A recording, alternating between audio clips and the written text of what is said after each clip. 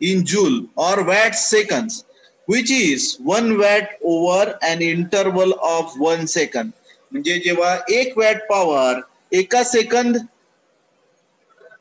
साठी कंझ्युम केली जाते, किंवा आपण म्हणूया if the unit of time is taken as our. आता अवर म्हणून जर विचार केला तर जेव्हा 1000 वॅट एका अवर साठी आपण कंझ्युम करतो त्याला आपण म्हणतो वॅट अवर. त्याला आपण म्हणतो वॅट अवर. किंवा त्याला मोठे युनिट अजून जर करायचं असेल तर त्याला आपण म्हणतो 1 kilo watt our. 1000 watt consume for 1 our is nothing but the 1 kilo watt our. So आता याच्यासाठी जर मीटर आपल्याला बनवायचे असतील तर वॅट मीटर आणि एनर्जी मीटर यांच्यामध्ये फरक काय असेल, तर वॅट मीटर मध्ये तुम्हाला फक्त व्होल्टेज आणि टाइम हे मेजर करणारे मीटर पाहिजे होते. Voltage and time.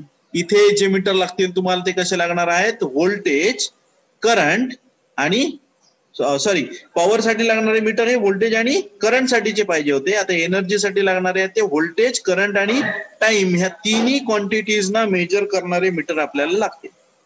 So metre कसे वापरणार आपण? So there are number of types of meters used for measurement of energy. Energy measurement साठी जे मीटर लागतात तर ते मीटर मी तुम्हाला दाखवतो कशा प्रकारचे असतील. So the construction of meter consists driving system, moving system, braking system and registering system. So in case of watt meter we have two coils. One is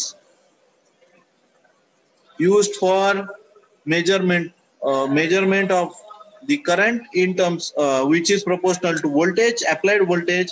Another is the current which shows the measurement of current. So combination of voltage and current which produces a torque, and that torque which is proportional to power. तर अशा प्रकारे आपल्याला दोन quantity आपण बघत होतो.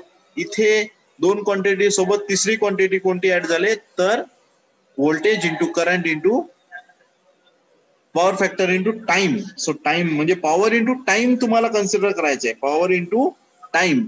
So time consideration साठी आपण इथे काय वापरतो, रेकॉर्डिंग टाइम इन्स्ट्रुमेंट, ज्याच्यामध्ये अल्युमिनियम डिस्क आपण वापरलेली आहे. काय वापरले, we use aluminium disc here.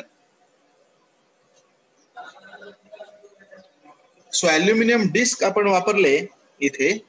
So aluminium disk जे आहे तर ती काय करते की म्हणजे ज्या स्पीडने फिरते ते स्पीड कशावर डिपेंड असतं, which is depends upon the voltage and time. म्हणजे किती कमी वेळात समजा तुम्ही जर जास्त एनर्जी वापरला तर ती जी डिस्क आहे ती डिस्क फास्ट फिरेल, आणि जास्त वेळात जर कमी एनर्जी वापरला तर ती स्लो फिरेल. मग ऍक्च्युली या मीटरला एक काय असतं तर किती रिव्होल्युशन्स झाली त्या रिव्होल्युशन्स वर ठरतं की हा मीटर म्हणजे ऍक्च्युली तुमचा लोडने किती एनर्जी कंझ्युम केले ती हा मीटर कशाच्या प्रोपोर्शनल दाखवतो. तर ही रिव्होल्युशन, ही डिस्क जेवढी रोटेशन कम्प्लीट करते, रिव्होल्युशन कम्प्लीट करते त्याच्यावर दाखवतो. मग ही रिव्होल्युशन कम्प्लीट कशाच्या प्रोपोर्शनल होतात तर व्होल्टेज आणि करंटच्या प्रोपोर्शनल होतात. इथे दोन कॉईल दाखवल्यात तुम्हाला, मी अनोटेट करून दाखवतो.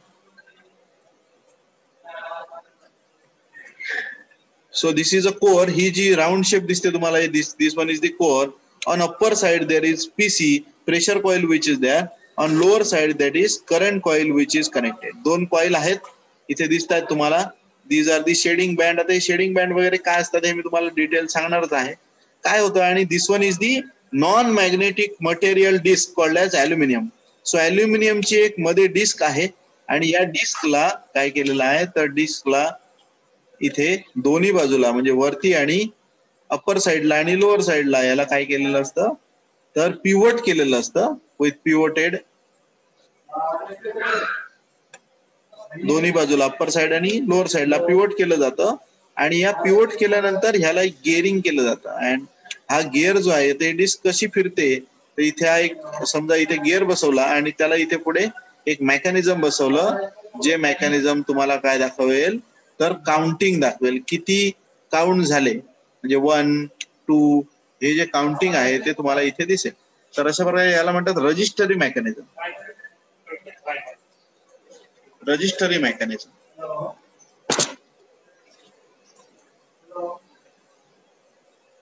सो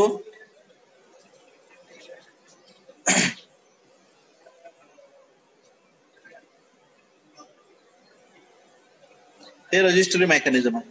तर आता इथे काय होईल बघा, when this meter which is connected between this supply and load आणि सप्लाय, म्हणजे इथे व्होल्टेज जे आहे त्याच्या पॅरलल आपण ही पोटेन्शियल कॉइल जोडतो आणि ही करंट कॉइल जी आहे ती लोडच्या सिरीज मध्ये जोडतो. सो दॅट हे जे फ्लक्स आहे, this flux produce by the potential coil which is constant because the supply voltage is constant. म्हणजे एक फ्लक्स जे आहे ते कॉन्स्टंट आहे, दुसरं फ्लक्स जे आहे ते काय होतं इथे, the flux which is develop because of the current. एक फ्लक्स जे आहे ते करंटमुळे तयार होतं. अशी दोन फ्लक्स तयार होतात. इथे एक फ्लक्स मिळेल, दी फ्लक्स बिकॉज ऑफ करंट, हे जे फ्लक्स याला म्हणतो मी दी फ्लक्स बिकॉज ऑफ करंट, हे एक फ्लक्स मिळेल आणि इथे मिळेल दी फ्लक्स बिकॉज ऑफ व्होल्टेज. अशी दोन फ्लक्स मिळतील, लक्षात आलं. आणि ही फ्लक्स कोणाशी लिंक होतील, अल्युमिनियम डिस्कची. अल्युमिनियम डिस्क म्हणजेच एक कंडक्टर आहे असं समजा, शॉर्ट सर्किटेड कंडक्टर. काय होईल, when flux, alternating flux produced by the potential coil link with, हा येतंय ना ऐकू? हॅलो हॅलो, येतंय का ऐकू? हॅलो, कोणीतरी सांगा येतंय का ऐकू? हो सर येतंय. हा,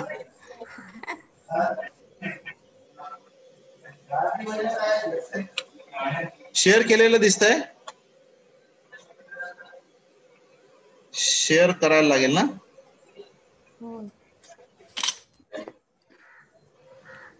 बघा शेअर केलेलं दिसतंय का? दिसतंय हो शेअर सर. केलेलं?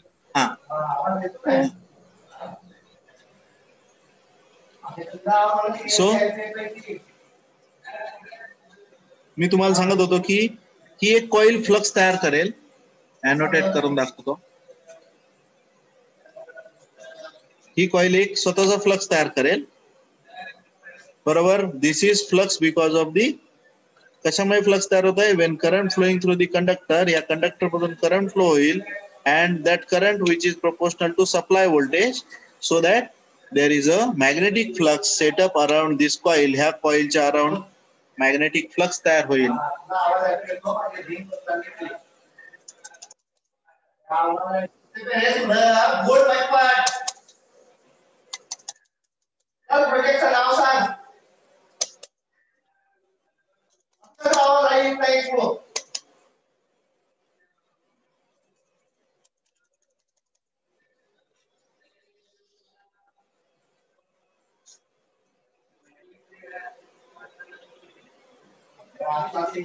कॉल करत आहे मी, तर त्यांना आवाज जाते. मागे सरांना कॉल करतो, त्यांना आवाज जाते. तुमचा सगळा आवाज येत नाही व्हॉट्सअपवर.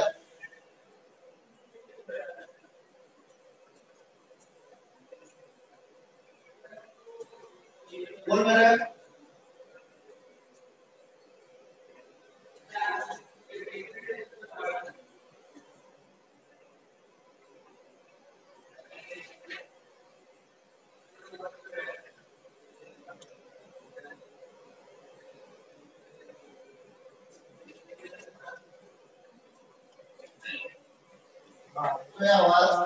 हॅलो हॅलो हॅलो हॅलो, हा अॅनोटेट करून. तर दोन फ्लक्स तयार होतील. फ्लक्स जे आहे ते स्क्रीन का बनते